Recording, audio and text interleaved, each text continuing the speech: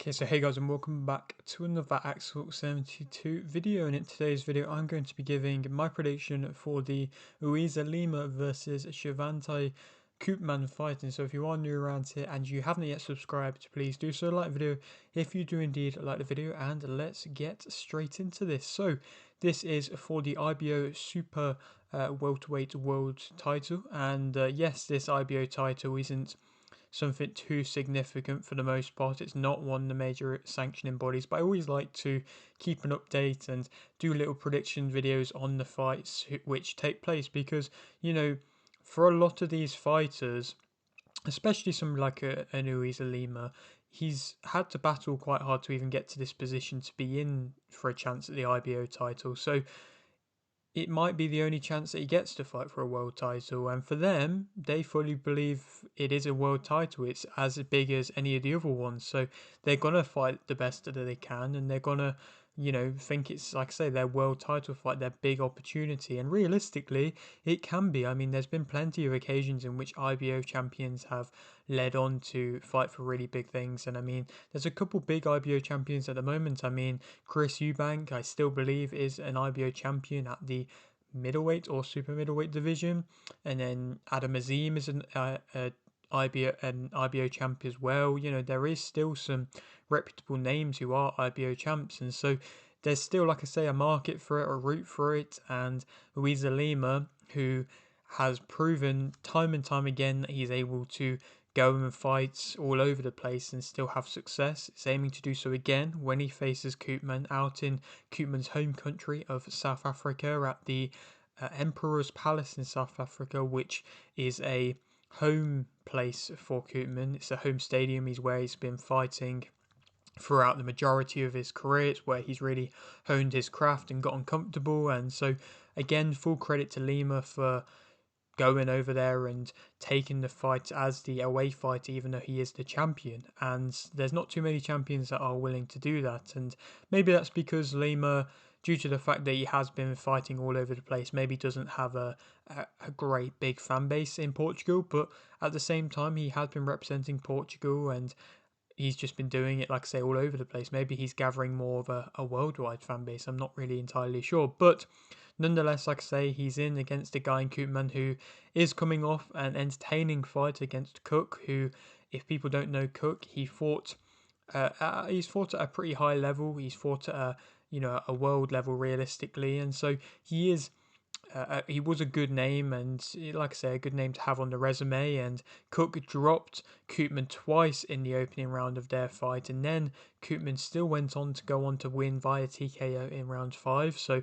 that was a really gutsy performance in which you have to showcase a good level of heart to be able to deal with that, and to be able to, like I say, get up off the canvas not once but twice and still be able to go on to stop him not too long after, to be completely honest. So again, like I say, that was a very impressive performance. And to be honest, he's got himself arguably ranked in a better position than Lima as a result of that fight. So perhaps this is maybe a bit of a step down of opponents, but maybe the opportunities have been so difficult for him where, he's just wanting to take any sort of a big fight. And arguably, like I say, it's still a world title fight nonetheless, this is. And for Uisma Lima, he went on to go and pick up his own quite big victory last time out, where he won the title, and that was against Bhatti, and that was out in Canada. And Bhatti was 19-0 at the time. Yes, he hadn't been tested at a crazily high level. I'd argue that Koopman has had more of a test at a better level, but nonetheless, Lima was able to box very well. Singh Bhatti was a well technically gifted fighter. He showcased that he had a good level of skill and was quite flashy, and it definitely was a contrasting of styles between the two of them. But Lima was able to continually just keep coming forwards, land the shots, put on the physical pressure that was just too much for Bhatti, and inevitably by the end of the fight, Bhatti did look pretty battered and bruised, and he looked like he didn't really have too much left to give. So it was clear that Lima did win that fight, and so they are both coming off quite impressive victories. And like I say, they now meet against each other. It's a fight in which really hasn't been talked about at all. It's not on BoxRec. It's not on, like I say, it's hardly been talked about. But I know it's happening, and I believe Koopman is with Lennox Lewis Promotions, or has had some sort of a link there, and Lima is with Let's Go Management. So they've both got quite a big management backing behind them. So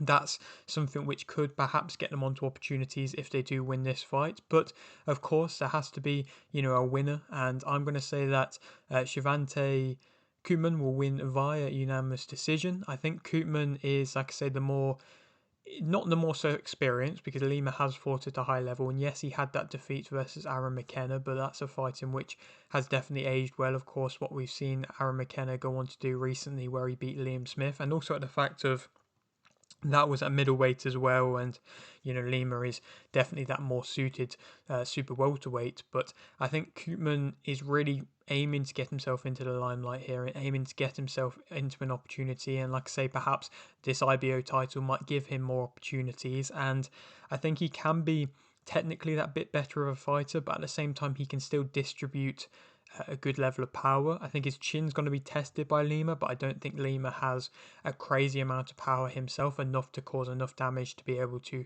get something like a Koopman out of there.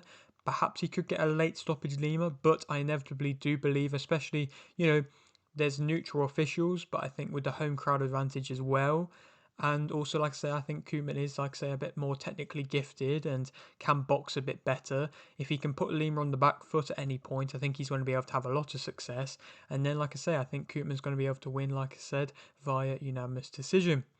Then, who he could go on to fight next, I think it will be interesting. I think there is options. It's a very good division, the super welterweight division at the moment. I think there is some interesting contests about, but I think perhaps he might need to go on to a kind of fringe world level type of fight before then. Maybe he'll go in against a tough contender before then. Somebody like a Samake could be a good fight, a French fighter, that could perhaps happen. Or a Barayu. Of course, he is EBU champion. He's with Wasserman. That could get Koopman onto a television show in the UK, perhaps, or in Germany. Maybe that could happen. That could be the opportunity. I feel like I would like to see Koopman leave South Africa after this. Yes, he's made a big market, I suppose, for himself there, but he's, like I say, not known worldwide, and he's not a name that's recognised enough at the moment. So I feel like he definitely could go on to a fight somewhere else in the world after this. And so perhaps something like a Barayu, like I say, could be for a European title. Or something like a Katsurakis, that could be a good fight as well. He's been fighting with OTX, he's a Greek fighter. I think that could be a really interesting contest. I think they have a similar type of style between the two of them, so that could happen. And to be honest, I mean, if Uisma Lima does go on to lose this fight, I don't think that it is an end in kind of career loss. I think it's, every fighter wants to win every fight, but at the same time, I don't think it's a devastating defeat if he does lose, because he did lose, like I mentioned, to Aaron McKenna, but then he went and fought in Germany against some top guys and went in as the away fighter there, and was able to pick up some good wins, and that there where he was again surprising the local fighter. And so he definitely could go on to do it again. He seems to like fighting all over the place, and he seems to always like to take the challenges of the unbeaten fighters. So again, like I say, I don't feel like, to be fair for either of these guys, it would be a real devastating blow for them to go on to lose. But like I say, I feel like this is Koopman's time, and I think he is going to, like I mentioned, win. So yeah, that is it for today's video. Hope you did enjoy. Like the video if you didn't, like the video, subscribe if you're new, and thanks for watching.